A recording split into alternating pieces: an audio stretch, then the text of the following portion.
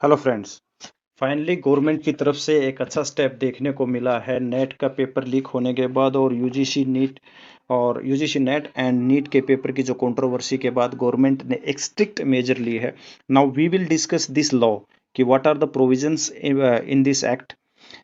इस एक्ट में क्या क्या प्रोविजंस हैं, तो स्पेशली अगर government introduce the tough measures to tackle the exam malpractices known new anti paper leak law and other details. अब ये इसमें देखेंगे कि क्या क्या प्रोविजंस हैं। Government has introduced the public act का नाम क्या है, the public examination prevention of unfair means act 2024 to combat the paper leakage and cheating in public exams. This legislation follows the major controversy surrounding the NEET and UGC NET exams which affecting the millions of students across India। आपको पता होगा कि UGC net देने वाले 11 lakh candidate थे और NEET देने वाले 23 लाख कैंडिडेट्स थे। इनके बीच में जो नीट और नेट के एग्ज़ाम के रिलेटेड जो कंट्रोवर्सी, उसके बाद जो गवर्नमेंट का स्टेप है paper anti paper leak law जो लेके आए हैं, उसके क्या क्या प्रोविजंस हैं।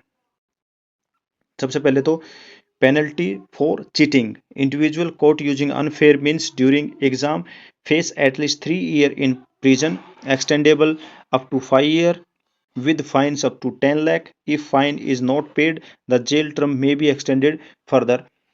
ये बात ठीक, ये बात बिल्कुल सही है, क्योंकि पेपर सिर्फ लीक होता नहीं, कुछ लोग पेपर लीक करवाने में लगे होते हैं, कुछ पेपर लीक करने में लगे होते हैं, तो दोनों ही एजेंसियां इसमें इन्वॉल्व होती हैं, यानी पेपर लीक करवाने वाले भी और पेपर लीक करने वाले भी। तो पहला तो है पेपर लीक करवाने वाली एजेंसियां, यानी कि माल प्रैक्टिस में जो कैंडिडेट्स इन्वॉल्व हैं वो किसी भी टाइप की हो, तो उनको 3 से 5 साल तक की सजा हो सकती है और 10 लाख का फाइन हो सकता है। और अगर if that candidate fail to submit the fine, तो उसकी जो सजा है उसको एक्सटेंड भी किया जा सकता है। अब सेकंड है फाइन फॉर टेस्टिंग एजेंसी, यानी कि जो टेस्टिंग एजेंसी इस चीज़ में इन्वॉल्व है। ये मुझे काफ़ी अच्छा स्टेप लगा इसका, इसलिए कि जो एजेंसीज इन्वॉल्व हैं इस एग्ज़ाम को कंडक्ट करवाने में, उनके ऊपर भी फाइन लगाया गया है।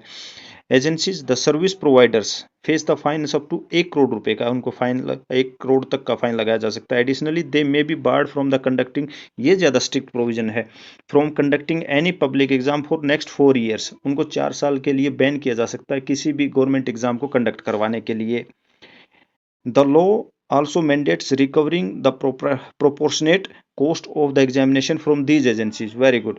ये तो तीसरा जो प्रोविजन है कि जो एग्जाम को कंडक्ट करवाने की जो कॉस्ट लगी है उस एजेंसी से उस प्रोपोर्शन में रिकवर की जा सकती है।